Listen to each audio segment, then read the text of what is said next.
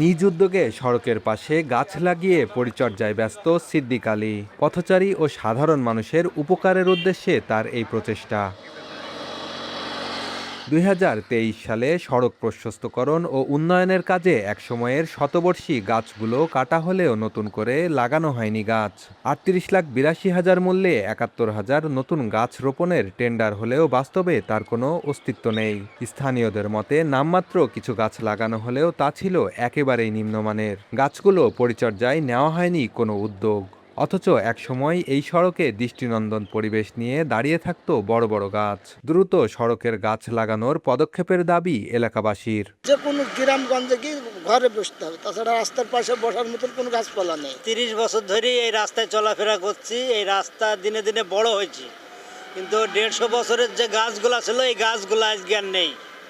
এটাই bad luck. Corona বা যে কোনো ভাইরাসের এগেইনস্টে ফাইট মানি ব্যাকট্রলের লেফট রাইট। সরকারের প্রতি অনুরোধ রইল, রাস্তার চারি সাইড দিয়ে আবার ফের নতুন করে গাছ লাগানো হোক। আমাদের অনেক কষ্ট হয় যে তো রোদে আসে একটু সাহায্য যাবো, আমাদের অনেক কষ্ট লাগে যে গাছ থাকলে ভালো হতো, তো গাছটা কাটলো কেন? একবার চিকন গাছ দিছিল, সেই গাছ তো হয়নি।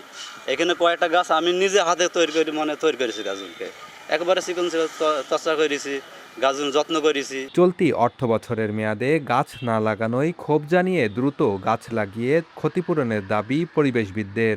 ইতিমধ্যে গাছ না লাগানোর অপরাধে বিসমিল্লাহ বর্ষণ অ্যান্ড কোং নামের ঠিকাদারি প্রতিষ্ঠানকে জরিমানা করে নতুন গাছ লাগানোর পরিকল্পনার কথা জানায় সড়ক ও জনপথ বিভাগ।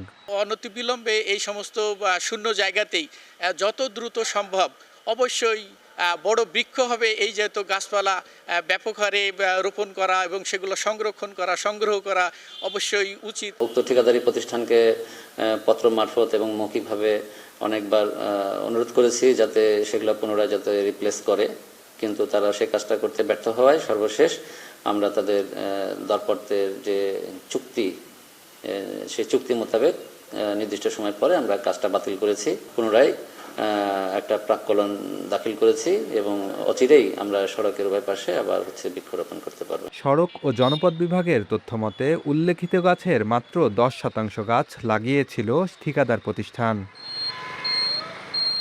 বেন ইয়ামিন, সময় সংবাদ, মেহেরপুর।